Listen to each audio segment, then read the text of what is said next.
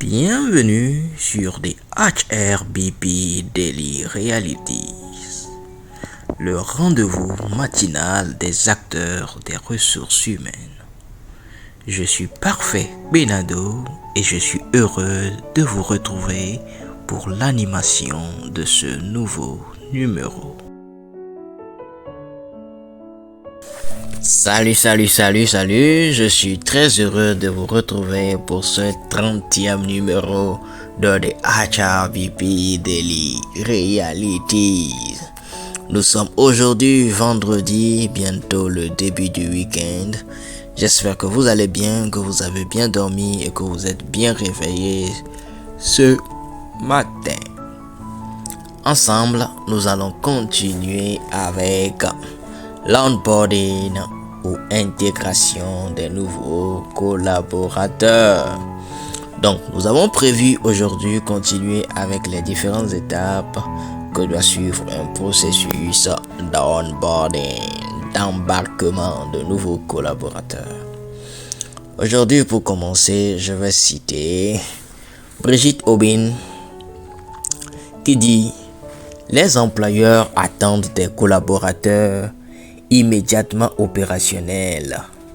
Ils oublient le temps d'apprentissage, à minima, d'un nouvel environnement, d'un nouveau type de management, d'un nouvel outil, d'activités opérationnelles différentes. Quand quelqu'un change de niveau ou change d'environnement ou change d'entreprise, il faut un temps d'adaptation, un temps d'accommodation avec le nouvel environnement. Donc, tout ceci prend du temps pour s'intégrer au sein d'une nouvelle entreprise, pour connaître le style de management, comment les choses fonctionnent.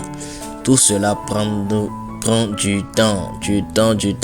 Et ce temps-là doit être accordé aux collaborateurs. Et durant cette période, nous devons les suivre de pas à pas afin que tout se déroule bien, qu'ils ne se découragent pas, qu'ils n'aient pas une mauvaise idée ou une mauvaise appréhension ou bien une mauvaise appréhension, appréhension de l'entreprise, exactement. Donc, la période d'intégration doit tenir compte du temps nécessaire à l'apprentissage d'un nouveau fonctionnement de travail. Voilà. Donc, il est essentiel de ne pas considérer ce temps d'intégration d'un nouvel recrue ou d'une nouvelle recrue comme perdu.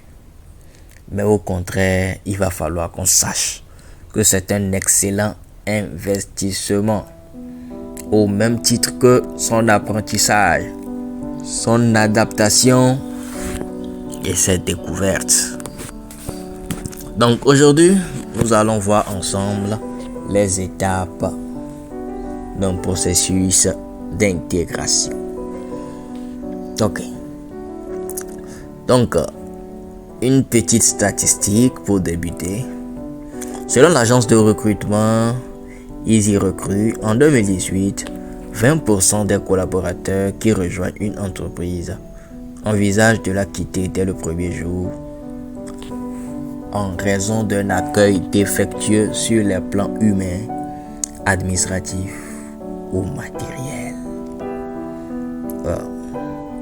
Ça, c'est un chiffre alarmant qui nous amène à prendre conscience et à soigner nos processus d'onboarding pour réussir l'intégration de nos nouveaux collaborateurs.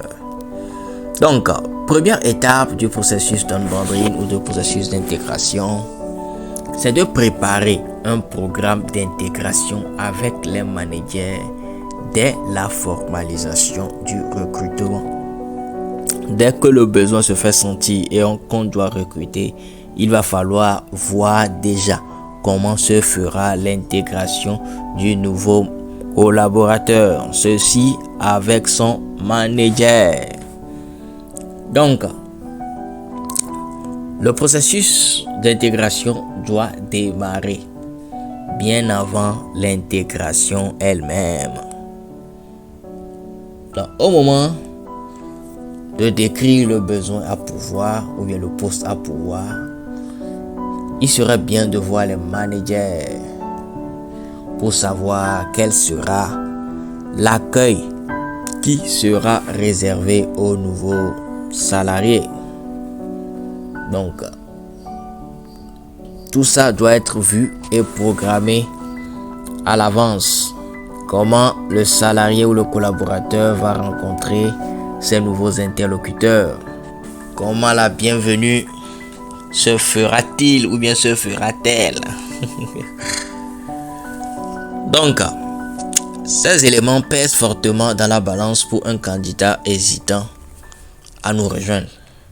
Donc, en effet, le candidat va se sentir rassuré quand on a un programme d'onboarding.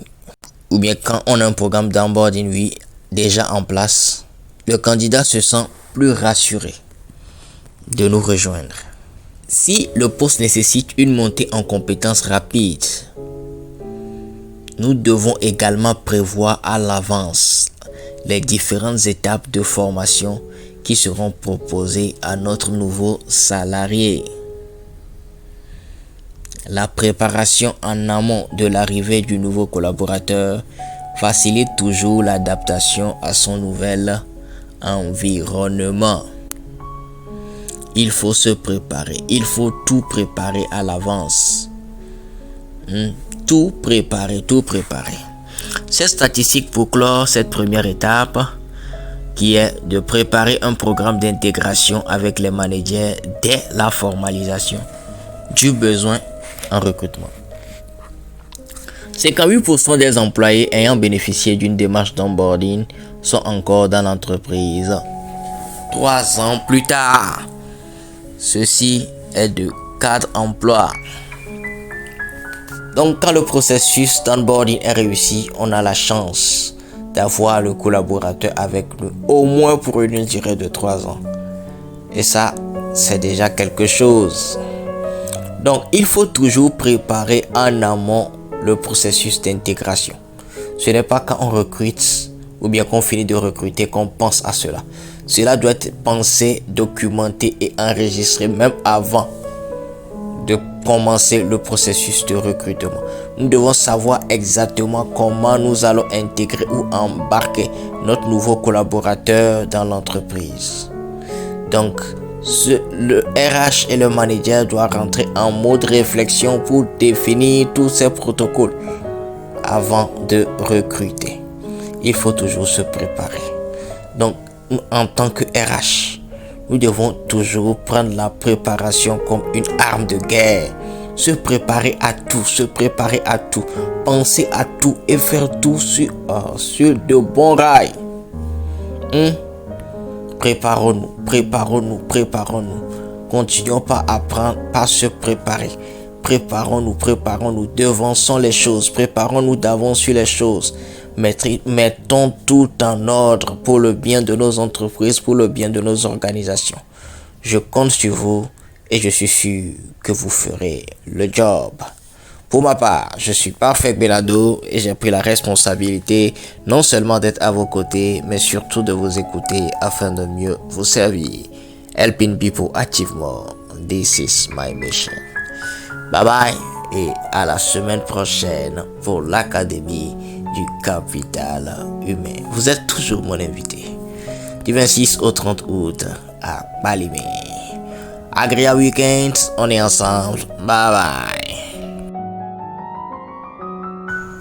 Partenaire de votre transformation continue, Django Expertise pour une institution meilleure, dynamique et productive.